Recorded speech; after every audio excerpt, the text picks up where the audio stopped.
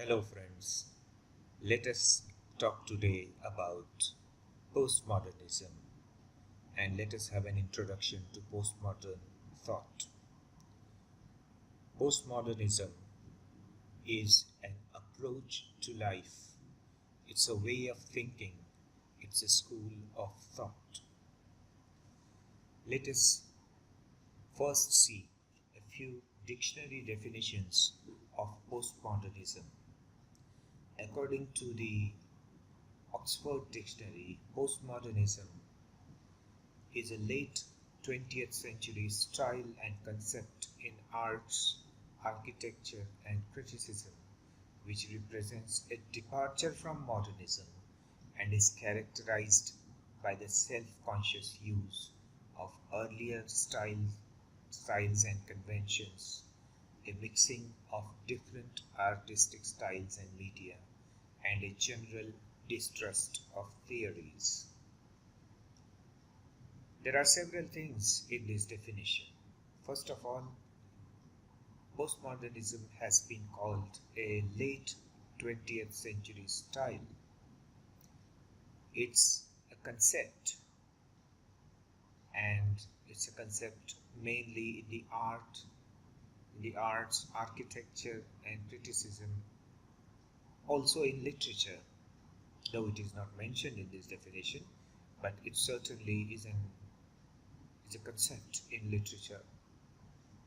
It represents a departure from modernism, and it is characterized by a self-conscious use of earlier styles to get a different kind of effect. And there is a general distrust of theories in postmodernism. Postmodernism is characterized uh, by a general suspicion or distrust of the earlier theories. We will see this point in detail later in the presentation. But let's now see another definition of postmodernism according to the Cambridge Dictionary. It is a style of art, writing, music, theatre, and especially architecture, popular in the West in the 80s and 90s, uh, which includes features from several different periods in the past or from the present and the past. Let us, to understand postmodernism, it is significant, it is very important to understand what postmodernism is not. Postmodernism is not a natural sequel of modernism. It is not something which uh, is a part of modernism or which comes after modernism or uh, which is a natural sequel of modernism. It's a literary movement, and it's not a strictly literary movement or phenomenon. Sorry, it's not a strictly literary movement or phenomenon. It is spread across many uh, creative disciplines. It is something. It is not something completely unprecedented or new. Postmodernism has been in place, you know, since earlier times also, and it is not consciously, self-consciously directed against modernism or any other ism for that matter, and it is certainly not very difficult to understand.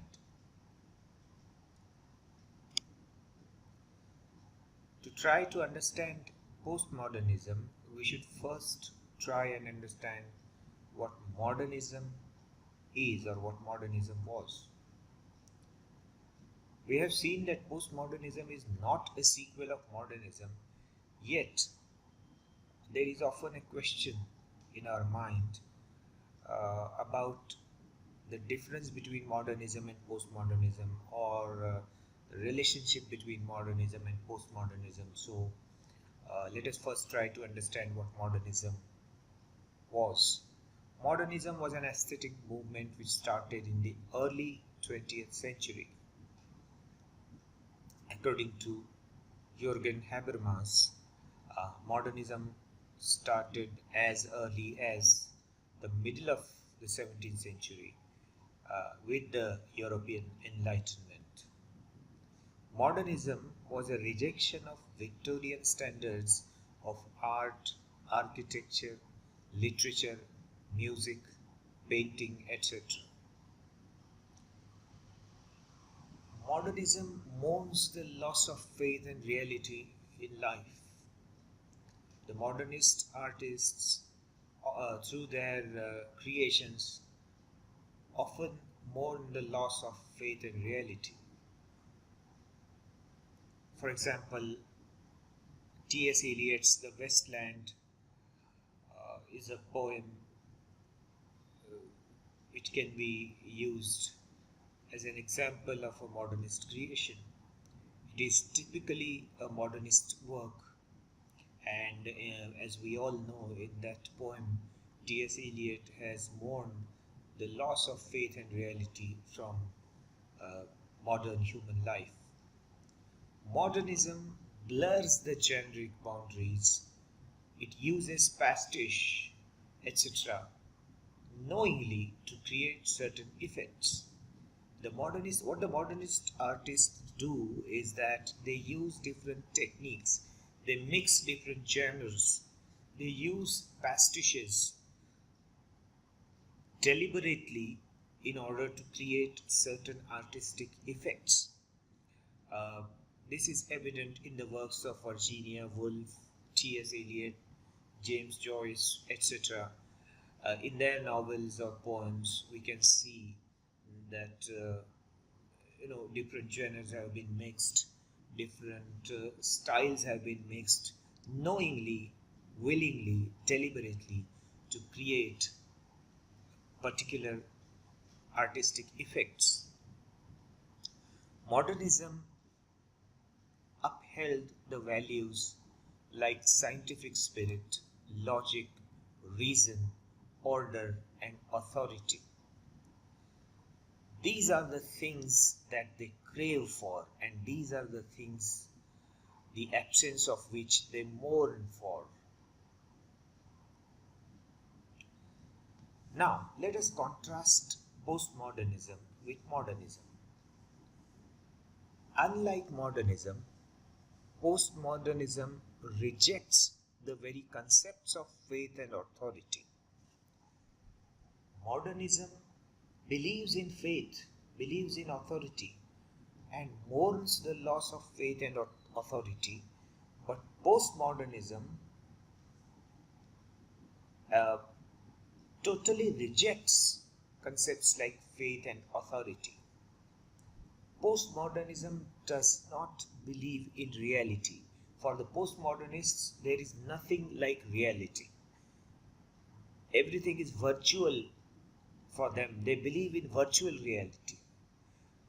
And while the modernists mix different genres and use pastiches and blur the generic boundaries deliberately to create artistic effects, postmodernists also do the same. They also blur generic boundaries. They also use pastiches and things like that to create artistic effects. But the difference between the modernists and the postmodernists is that while the modernists recognize generic boundaries and mix them deliberately, postmodernists simply refuse to recognize that there are any generic boundaries. They reject generic boundaries. For postmodernists, for example, there is nothing like a poem, a novel, an essay, or an epic. They simply refuse to recognize these generic boundaries.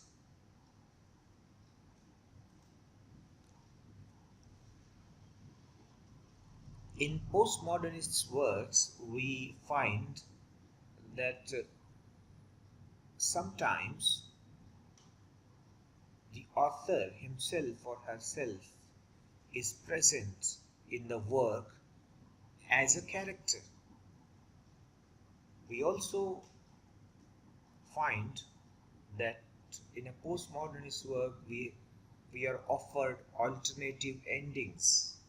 We are invited to choose from different endings, and the postmodernists do not believe in grand narratives.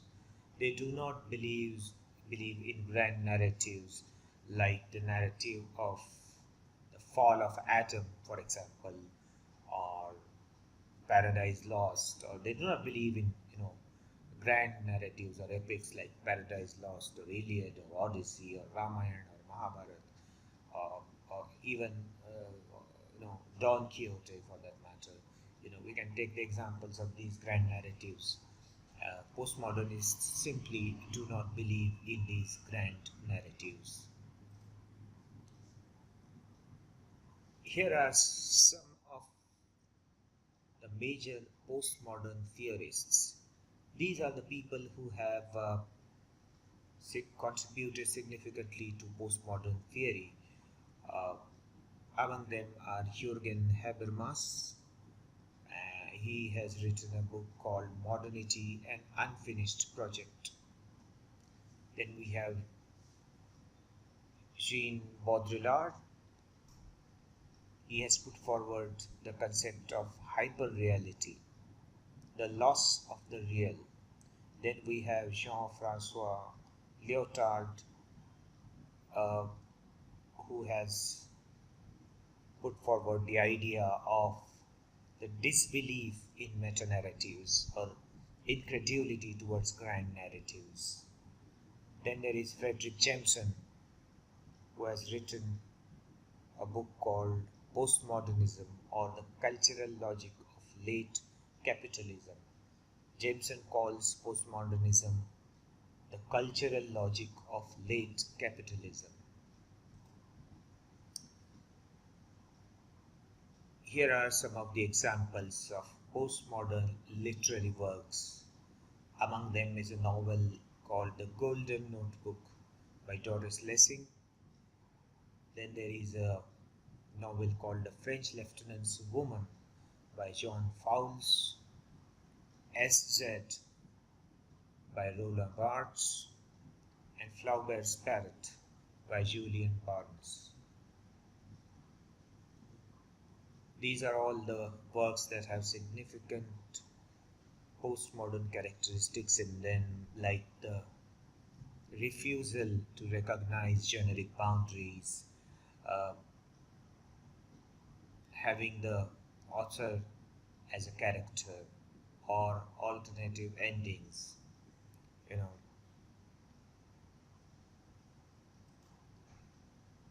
Postmodern literary criticism is an important part of postmodern attitude, postmodern theory. Postmodern literary criticism is a literary criticism which is done in accordance with the views of postmodernism. Postmodern literary criticism, like all the other postmodern uh, thought, ignores conventional boundaries. It rejects the idea of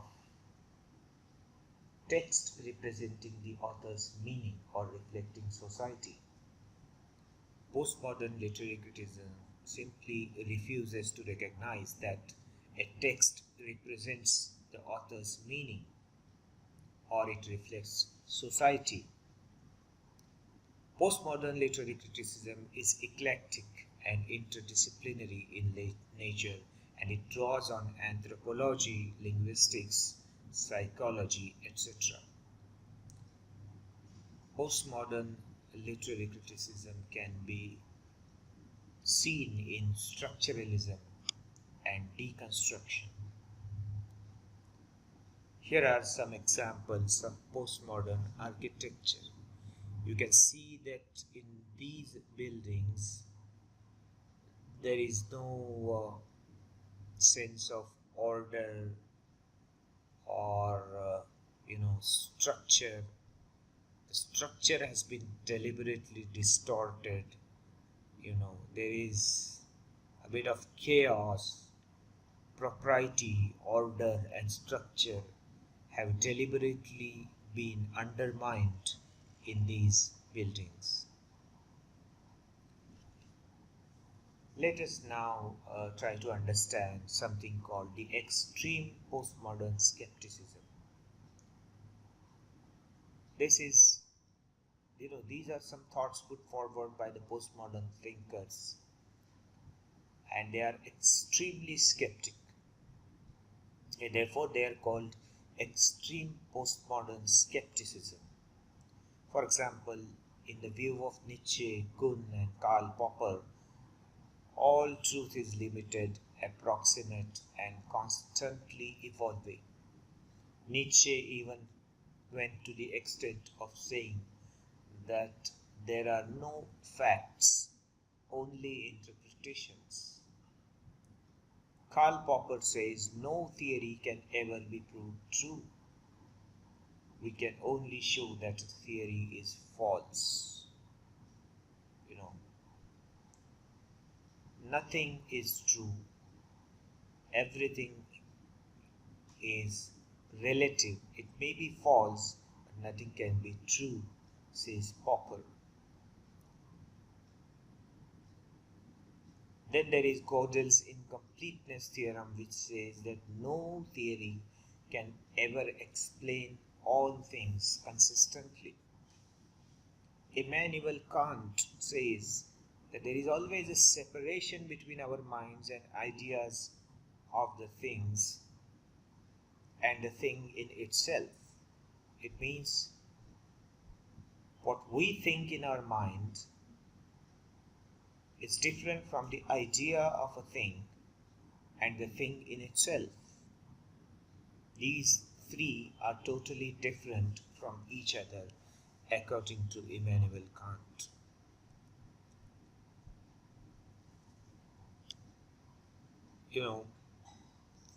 Copenhagen interpretation of quantum physics was done by Bohr, a scientist, who said physical reality is not deterministic. You can't determine anything just by having a look at the physical reality. Scientific concepts are mental constructs. There is no content in metaphysics, and hence there can be no absolute or certain truth that can explain all things. You cannot reach at an absolute or certain truth that explains all things. These were the extremely skeptic ideas put forward by some of the modern thinkers, right from the refusal to recognize generic boundaries, disbelief of meta-narratives or grand narratives, to the extreme end of thinking that there can be no absolute truth. We have seen a journey of the postmodern thought. It is from one extreme to the other.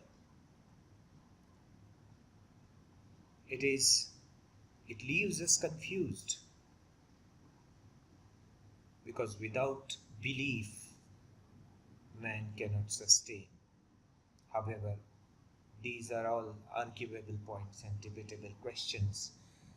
Let us summarize our discussion. Postmodernism is not a natural sequel of modernism. Unlike modernism, postmodernism refuses to recognize any generic boundaries.